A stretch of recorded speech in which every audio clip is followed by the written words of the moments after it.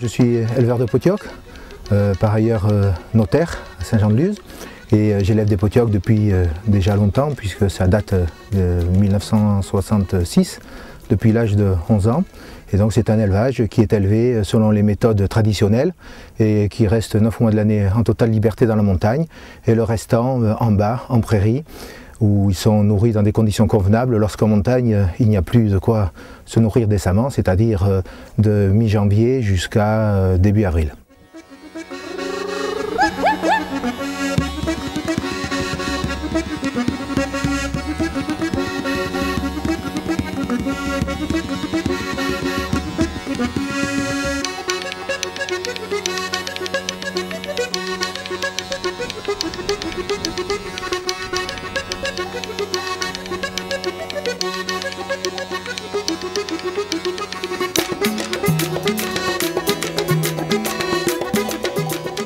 Ici nous sommes à Urugne et plus précisément sur le mont du Choldo-Cogagna qui plafonne à 674 mètres et les animaux restent l'été sur le Choldo-Cogagna et autour du lac du col d'Ibardine, c'est leur périmètre.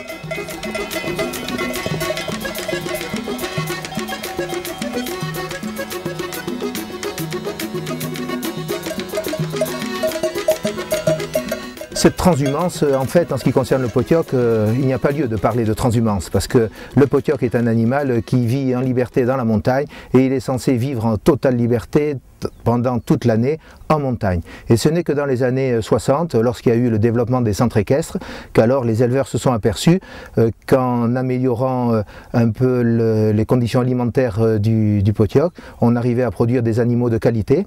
Et c'est seulement à partir des années 60 que les éleveurs sérieux descendent leurs animaux l'hiver pour les mettre en prairie où ils sont nourris avec du foin et avec des apports alimentaires.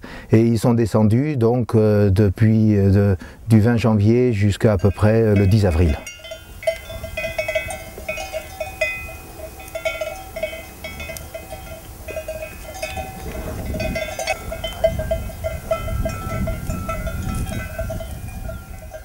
Alors hier, ils ont été regroupés.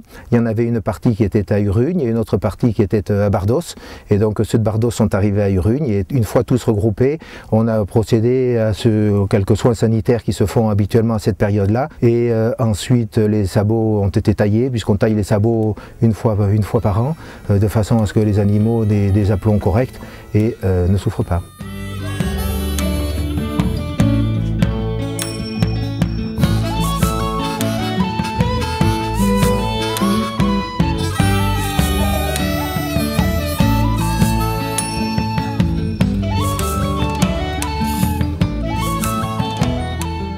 Alors la désinsectisation, c'est une opération qui consiste à pulvériser un insecticide sur le corps et on y a procédé hier et on y reprocédera début août et c'est pour lutter contre les tiques et les mouches et les tiques sont très nombreuses en montagne puisque la montagne est peu entretenue.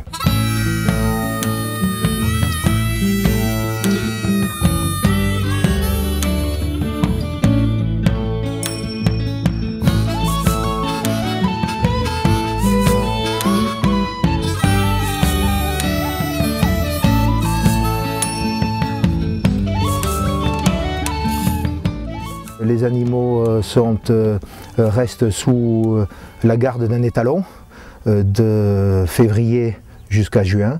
Une fois que les juments sont saillies fin juin, à partir de fin juin, l'étalon ne s'oppose pas à la dispersion des juments et les juments restent par groupe de 5 à 8. À la tête de chacun des groupes, il y a une jument âgée qui préside. Elle possède 25 animaux, 25.